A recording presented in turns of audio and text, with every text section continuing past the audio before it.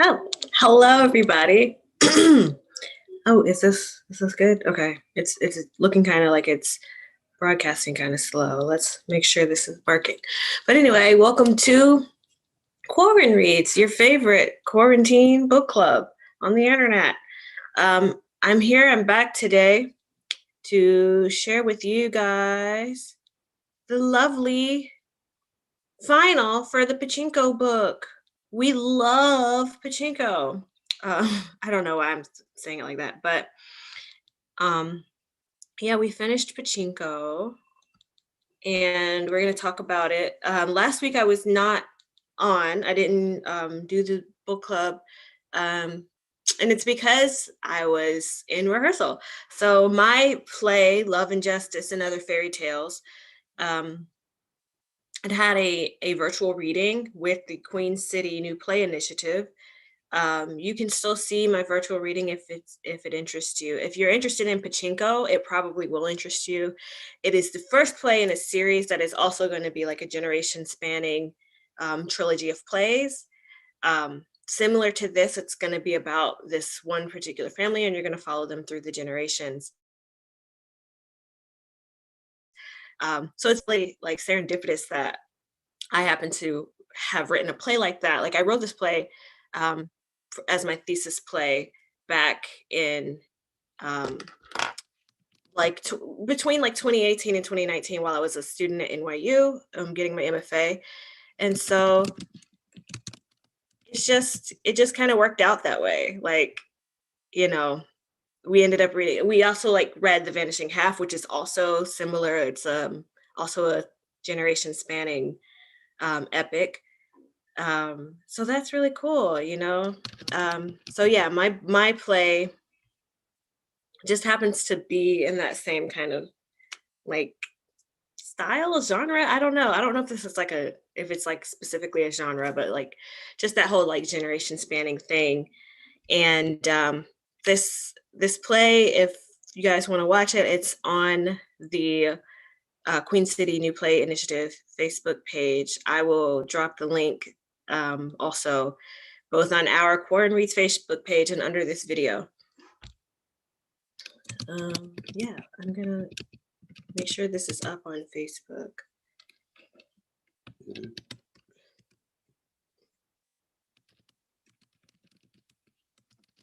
Doo-doo-doo, and posting. So this should be on Facebook now. We are also live on YouTube. Thank you guys for joining us as always. I'm very excited to talk about Pachinko. First, let me just say it's such a heartbreaking book. Like I know like the book is like you know, art imitates life, life imitates art imitates life.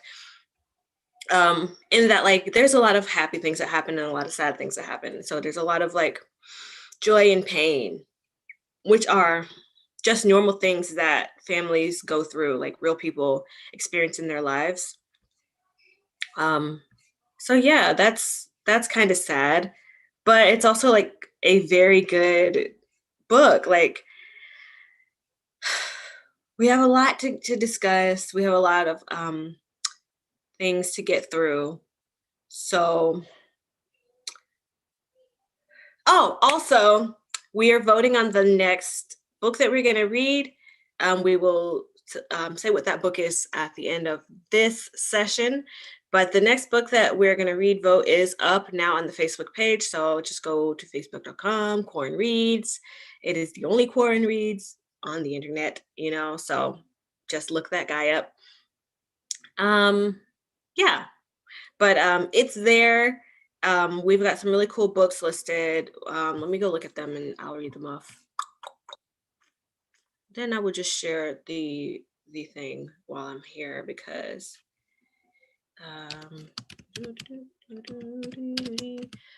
because it's getting kind of late.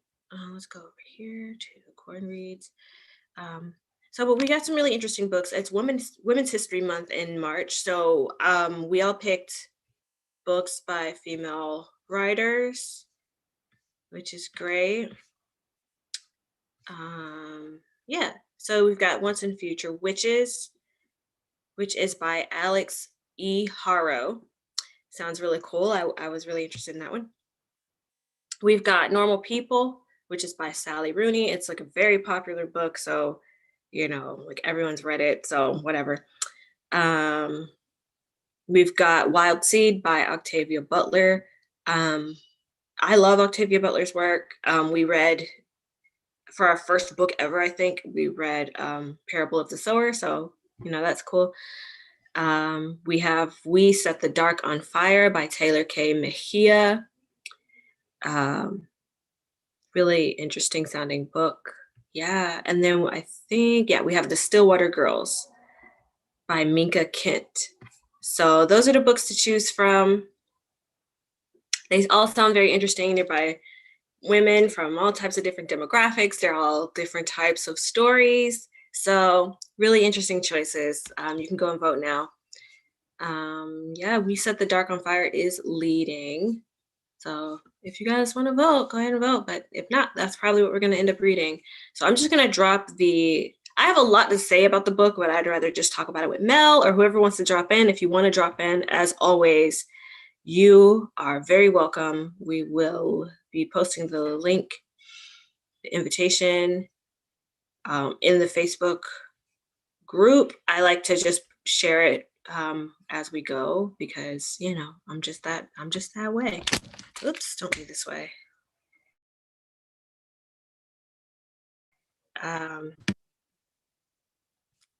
Yes, but we can see why the book is called Pachinko, because by the time we get to the end of the book, Pachinko is like a big part of their family.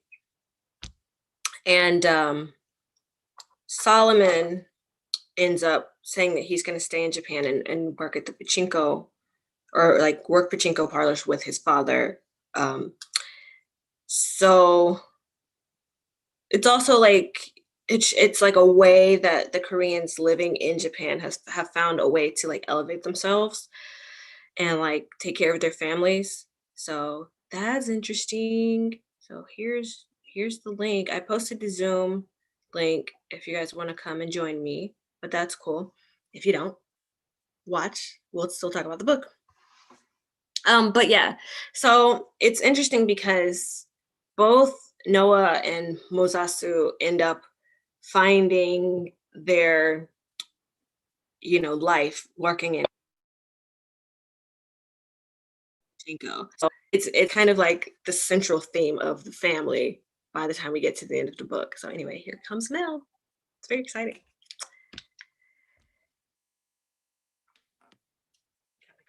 Hello. Hey. How's it going?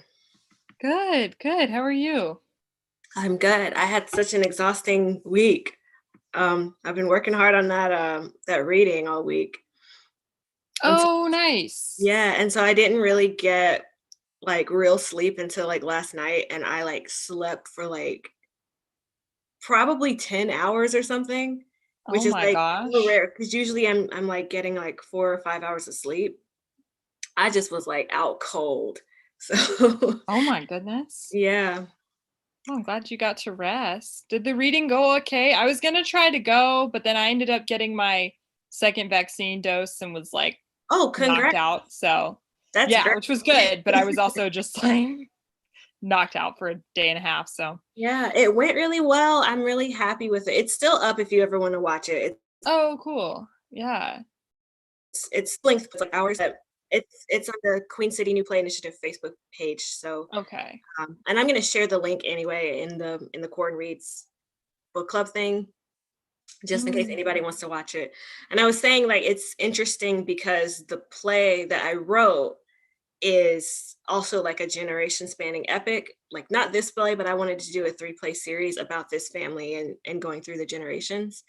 Mm. So it's interesting that we've read Pachinko, and then also before we read The Vanishing Half, which was also kind of the same thing. So Oh that's pretty neat. cool. Yeah, I'd love to check it out. Yeah. Oop. Hmm. So I know like it's been a while since you finished the book.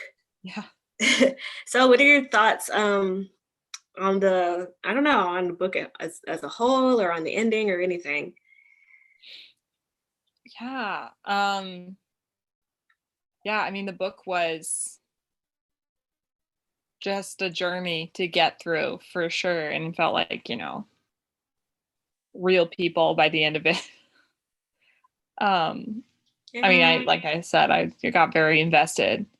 Um and the ending made a lot of sense because there wasn't really going to be a way to like tie everything up nicely, you know, but it Yeah. was still like pretty sad. Yeah. Um I was so sad. Like everything I thought like could happen just was like, no, that's not gonna happen. Like I was kind of hoping like at some point Noah would like reunite with them and then his kids would like get to know his family and all that stuff. But yeah, nope. no, No. yeah, not at all. It was so heartbreaking. Uh, Yeah. Yeah. I She don't know. saw I him don't like know how to say. one time and then it was over. I also like feel bad that he did that because like that's the same way his wife's father died, and it had become like sort of Yeah. like a shame for her and her mother. And so I just don't know why. I mean, I understand on like the level of him feeling like that being Korean was some kind of shameful thing and that his like family history was shameful and like maybe he just didn't want anybody to find out and maybe he felt like if somebody found out that would be like far worse than like him just killing himself. But at the same time, I'm just like, man, why would you do that to them? Yeah, because his kids are going to be pretty messed up Yeah, and have a lot of trouble. 4 kids, man. Yeah.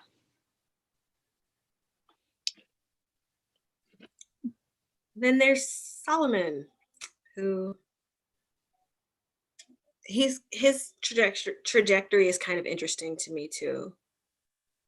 Um, the family, like both 2 times, have had like the son that seems like he's going to be the great hope Yeah. family because Noah was at first. He was going to go to university and be this great thing, and then that didn't work out. And then now Solomon is supposed to like be this great thing. He goes to America, all this stuff. Um, but at the end, when his decision that he kind of wants to stay in Japan, it kind of doesn't disappoint me. I kind of feel like he made a good decision. Um, Especially because this is now, I think it's the late 80s or maybe it's 90s. I It's don't like know. early 90s, late 80s. Yeah. And so you imagine that going forward, things are going to be like a lot better anyway because things have changed significantly in Japan. Um, Hmm. Although I think like Korean people still like are discriminated against there. I think even to this day, but it's nothing like what it would have been like back when his mother or his grandmother first came to Japan. You know what I mean? Yeah. Yeah. So that's interesting. And I also kind of understand why he wouldn't want to stay in America where he feels like the perception of both Japan and like him being Korean is like completely like foreign or different. Whereas in Japan, he feels like that's home and he can be who he is, you know? Yeah. And it's also not like he's not going to get discriminated. I mean, I guess it'll be different, but like he's still going to get discriminated against if he comes to America, anyways. Definitely. The Yeah, job opportunities are for sure better, but like, you yeah, know, that part's the same, which really sucks. yeah. And therein lies the Pachinko connection. It sort of has served as this like saving grace for their family, even though like owning those pachinko parlors or even like working in a pachinko parlor seems to be kind of like looked down upon. It's kind of like gambling, you know, it's not really considered a clean business. But like on the other hand, it was like the one business that allowed Mosasu to like rise above like what a Korean person was supposed to be in Japan Mm-hmm. and do it in a legal way without like having to be a yakuza, which seemed to be like the other way you could become rich. Yeah. Yeah.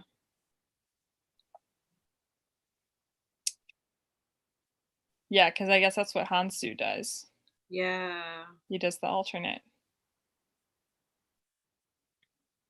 And it's really difficult because Hansu's character, like I just don't want to like him. I don't. Like I just don't have good feelings towards him. I feel like what he did to Sunja when she was a teenager is just not really a forgivable thing. But at the Yeah. same time, he took care of them like all that time. And he made sure that they lived well. He even was trying to send Noah to school. And it's like he's trying to do the right thing, but like I guess you have to wonder if he even had a perception of like something the stuff that he was doing being bad. You know what I mean? Because it seems like from the time he was young, he was like kind of raised in this like yakuza world.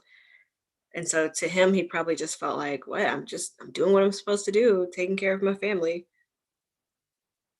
I guess. Yeah, I mean, he still punched a prostitute in the face, I about know. murdered her casually.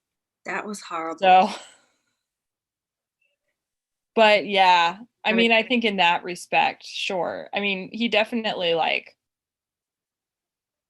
legitimately cares about Sunja and their family. yeah, But I don't think that makes him like a good person or yeah, even a likable character, but yeah, yeah, at least some good comes of, the terrible stuff he does. right. It's a difficult book to parse because it's like the, I think well, what I think she's done an excellent job of is not making any of this. It's not tropey at all. It doesn't. There's no like good bad. There's no right wrong. It's just Yeah. it's the same way it would be in life, which is just that people are people and life is life and things happen and people do things and not everything is as black and white as this person's a bad person. So that's where like Yeah. Hansu exists. He's like he does these things that are like reprehensible and that are terrible and bad. He's this like grown man who's molesting a teenage girl and he gets her pregnant, but then he takes care of her family for the rest of their lives. But also Yeah. he's this gross man who preyed on this teenage girl. You know what I mean? It's not. Mhm. And then also like he is clearly a yakuza, which means he's dealing in things that are not great. He's probably done murders and he beats up prostitutes in the back of a limo, and it's like you know it's hard to like remedy the good things that he's done with the bad things that he's done.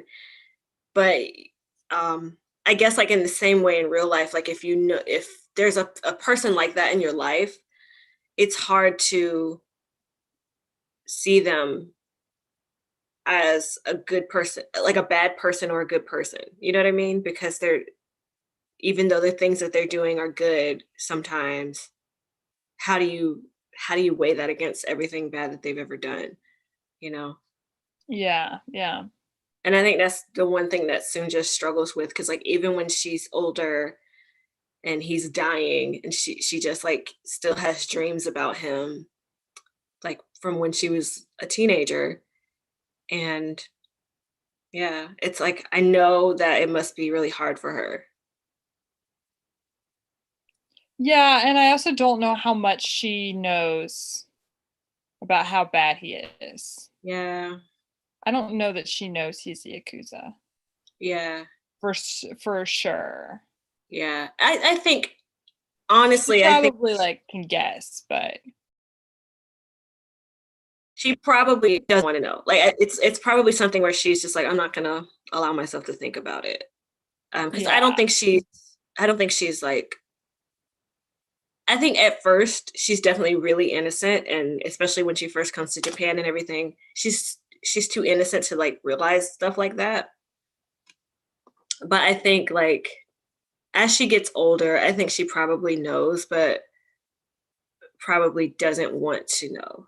Like, you know what I mean? Like she's like, Yeah. I'm not gonna assume this because she doesn't know for sure. No one's ever told her. But Yeah. Yeah. That makes sense. and like I understand like where Noah comes from with his reluctance to, I guess, like to have his old life or to like acknowledge his old life because I feel like he feels like more like I think more than being Korean, he's really Korean's his problem. I think he was concerned or like he just didn't like the fact that his biological father was this bad person. Um, Yeah. and so I get that, but I just really it bothers me. Like I struggle to understand where he's coming from um, when he does like decide to kill himself over the fact that his mother came to visit him in Nagano. Yeah, I don't know. Hmm. I don't know. I struggle with that. Like I don't know what the thought process was. Yeah. I don't know. I mean, he'd already been living like a double life with everyone Yeah. for a while and already just kind of hated himself. So he was not in a good place mentally, I think, for many, many years. Yeah. So, It would have been good to explore him a little more and like but I also understand she already had a really long book. So she probably had yeah. to like decide what storylines were most important and what she wanted to focus on. So but I would have loved to like understand what that was like for him and like, you know, how it was to live in this Japanese family and being and pretending that you're just Japanese and completely ignoring your own family and I like and she does kind of explain how he never like really felt safe or comfortable because he felt like he was always on his toes trying to hide his life before he came to Nagano. So, Hmm. but I'm just like, at the same time, like he's got 4 kids, right? And they're around the same age as Solomon, a little older, a little younger, but around the same age. And like, he's given them a different name. He's given them the not the idea that they're Japanese and they're all from a different town. And you know, I always think about like what happens if Solomon as a grown up meets one of his daughters and they have no idea or even his son, you know. But it's just like not fair to not fair to the kids for them to just not know that they have this whole other family. Yeah. Yeah. I So mean, no, yeah, Noah definitely should not have had kids. he For shouldn't have. sure. Should not have had children. And I also wonder if he was even a good father because he seems like he is very closed off. And he like they like she says in the book like he describes himself or he like kind of keeps himself from getting too close even to his wife. So like imagine how that must have been for those kids. They must have just been like, Dad is just not like I just you just can't really be close. So I don't know. Yeah. That whole situation just seems he should have just not done it at all. Yeah. Yeah. Yeah. And it was probably a lot of things that he thought he wanted, Yeah. but in reality wouldn't really weren't. Yeah, I don't know that he was in the headspace. Yeah. Checking all the boxes of like middle class family isn't always the best. No. Definitely a weird choice. But Yeah. the whole Noah's too very extreme to me. Like I found myself just being like, Noah! Like anytime I read about him, I was just like, what are you doing? Yeah. It was Yeah. slightly foreshadowed when he was a child though, like because his behavior as a child, even like he didn't want to like he seemed like he was kind of ashamed of being Korean as a child. Yeah. And so I wonder if it's just something he never got over. But I also feel like it's hard to judge him from a place where I don't have that experience. Like being Yeah. Japanese, I mean, being Korean in Japan during the war must have been awful, you know? And so I can't really relate to that. I can't really relate to like feeling like just who I am and like my person is bad and I shouldn't want to be this particular ethnicity. You know what I mean? I can't relate to that. So, Yeah. And just like I can't relate to like the amount of trauma yeah. that he definitely went through at an early age. Yeah. I mean, he was like 6 years old holding their baby brother outside a police station for hours. Like, just the amount of trauma that he And like probably went he was through. there by Definitely himself went. when his father came home from the Yeah. jail and looking so emaciated and just completely like abused and like imagine I think he was like 8 years old. So Yeah. So you could still remember it, but also, yeah. was very impressionable. So, that's a lot for someone.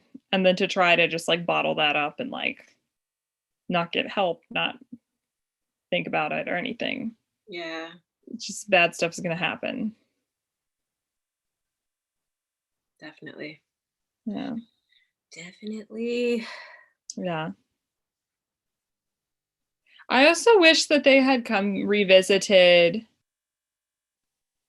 Mosasu's like best friend, Yeah. the detective guy and his wife. What happened to them? Did they have a like pina colada moment? Did they ever talk about the fact that they both like were kind of cheating on each other in Yeah. the war? Yeah. Do we ever address that? It's like it kind of just Yeah. kind of falls away and we don't really talk about it afterwards. Yeah. Yeah. They have a very interesting situation. Yeah. I feel for both of them in a sense because Yeah. like you know that they're in the marriage that they're in because they both kind of feel like they have to be. Yeah. And yeah, I mean, just the time period, it just wouldn't have, I don't know, they couldn't have done much else, but Yeah. it's a little heartbreaking. Poor things. Mm-hmm.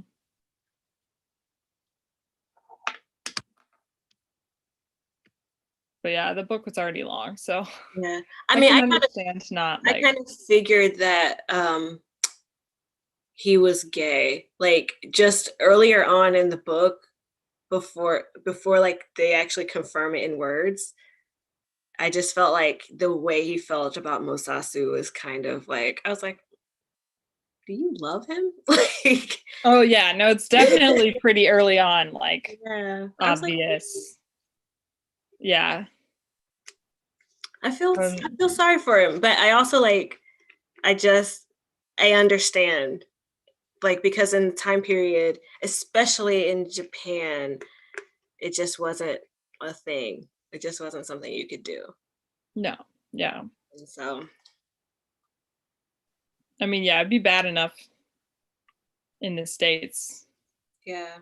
you And it's know. still sort of like hard in Asia to be Yeah, a it's queer still like person. pretty conservative. Yeah. So, yeah.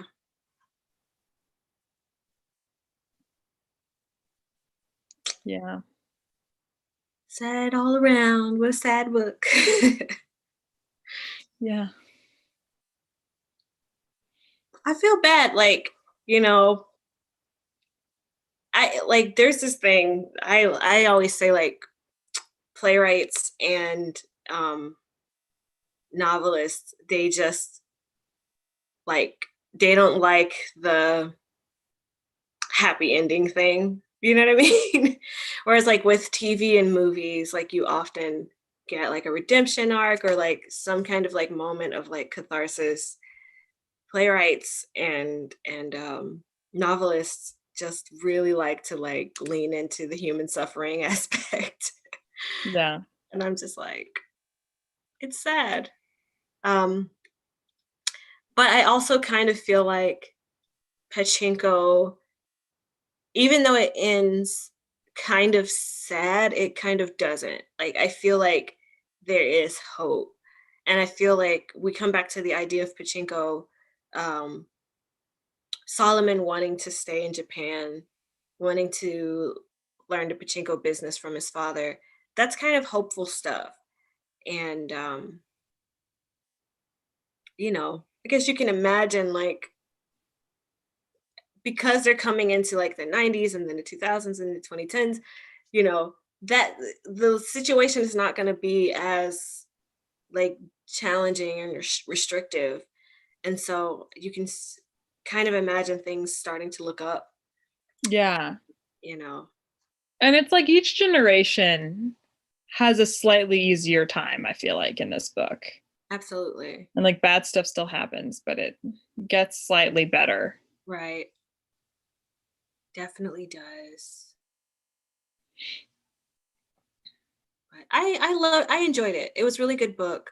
It's just a very uh, like difficult book in the sense that it's challenging and like people go through hard things and it's hard to like I feel like you start to think of them as people and you feel them as real people.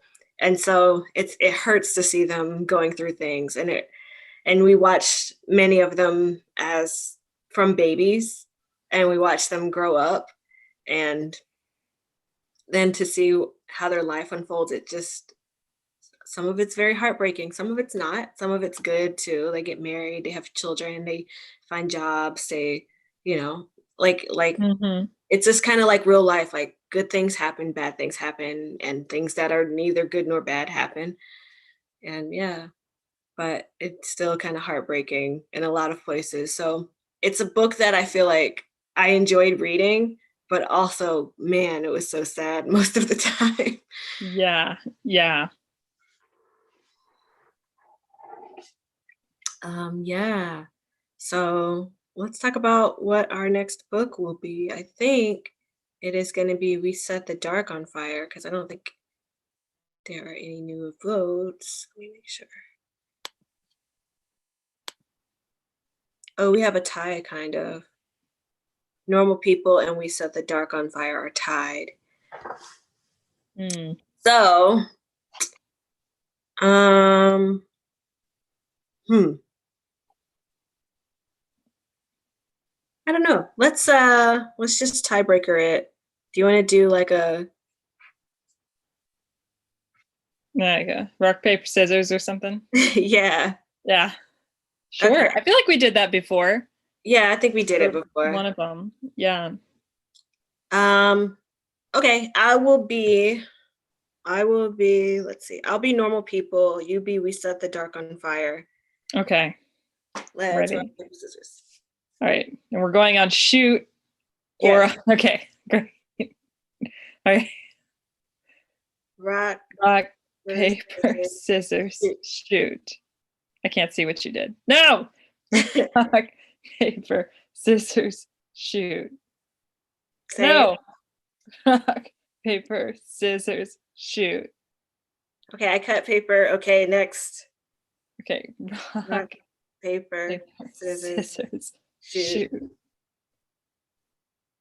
So I Oh, guess that's Normal People. yes. Okay. I didn't know that everyone had read that book when I suggested it either. I've never heard of it. So I'm sorry if a lot of people have read it already. It was It was new to me.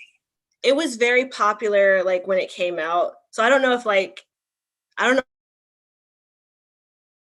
know who all has read it, but it's very I kind of wanted to read We Set the Dark on Fire. Yeah, that's the one I voted for too. Hmm. I mean, we also could just do that since Yeah. we're the only two people here Right. and Let's just read decide. Let's just read We Set the Dark on Fire. Yeah. And sorry if anyone else wants to read Normal People. You still can read Yeah. it. You're free to read whatever Yeah. you want. Yeah. Yeah, let's read that one. It sounds interesting. I think it's kind of like an LGBT book as well, which I'm kind of excited about because we haven't had one for real. We've kind of had books with LGBT characters, but Yeah. we've never had one straight up. And also, I think it's our first Latinx book, which is cool because we've had Asian, we've had Black, we've had white, we've had, kind of like fantasy stuff. And so I like Yeah. that we're getting to like touch all the different demographics, which is so much fun. Yeah. Yeah. Be well rounded. All right. Yeah. So I will put that up. That's the book we are reading. And yeah, I guess we can call it a day. And Oh, cool. we will see you next week, I guess. I'm Yeah. gonna try to be on time. Oh, yeah, that's okay. I just never know if it doesn't post. So I Yeah, usually check in. I just because never know if you're going and it's just not posted yet. And then so I'm always the like, oh no, last I hope couple she doesn't think times, that we all can see the link. no, the last couple No. times I completely forgot to post it, and I was like, oh man. But this time, like I did kind of start late because I was like, oh no, let me rush. So I don't Yeah, know. I mean that's okay. You've had a lot going on. I just never know if it's just a tech malfunction. So I'm always like, hey, Yeah. but yeah. Let's read We Set the Dark on Fire. All right. Yay. So yeah, next week we will talk about that book. All right. Hopefully Sounds this one is good. not so sad that we're just like mm. Like, oh wow. Hopefully there's Yeah. some little bit of joy in the book. Yeah, yeah. Yeah. Hopefully so. All right. Well, I'll catch you next time then. All righty. Have a good week. You too. Bye bye. Bye. Okay, so We Set the Dark on Fire is the next book. And we'll see you guys next week. Thank you for watching. I'll be back same bat time, same bat channel, barring any other like mishaps. The last time it was because I was being a playwright. So not on purpose. But anyway, I'll see you later. Bye.